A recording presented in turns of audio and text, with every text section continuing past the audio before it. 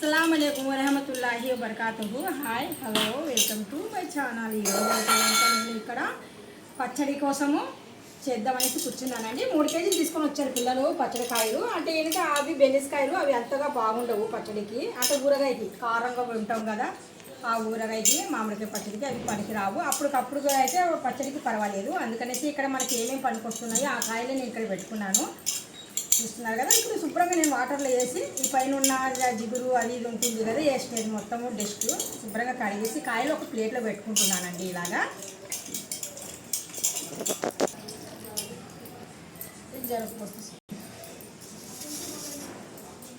ఇప్పుడు శుభ్రంగా కడిగి పెట్టుకున్న కాయలను మనము ఒక కాయ తీసుకొని ముందుగా ఇలాగా శుభ్రంగా పొడి పొడిగా, అసలు కాయ ఎలాగుండాలంటే తేమ అనేది ఉండొద్దు, శుభ్రంగా ఇలాగ తుడుచుకోవాలండి। ఒక మంచి క్లాత్ తీసుకొని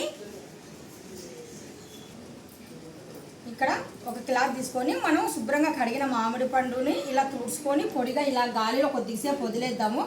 అంటే ఎక్కడైనా కానీ సరే తేమ అంటూ ఉండకూడదు, కాయకి తేమ అంటూ ఉంటే కనుక మన కాయ అనేది నిలువ ఉండదు అనమాట, పచ్చడి పెట్టినా కానీ సరే।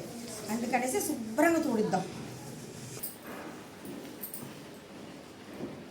ఇలాగా మొత్తానికి నేను కాయ అనేది ఇలా తీసుకొని పెట్టుకున్నానండి। మొత్తానికి శుభ్రంగా చూడండి పొడి పొడిగా నీట్గా పెట్టుకున్నాను।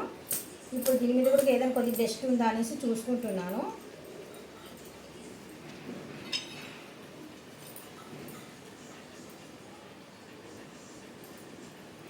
ఇక్కడైతే ఇంకా ఈ చాకు పనికి రాలేదు నాకు, చిన్న ఉన్న చాకుతో మనము ఇక్కడ ఉన్న వేస్టేజ్ అనేది తీసేద్దాము।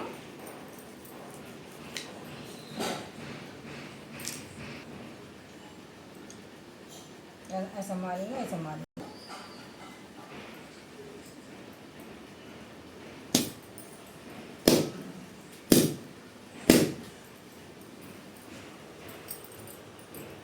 ఇలా కొట్టానండి కాయని నేను।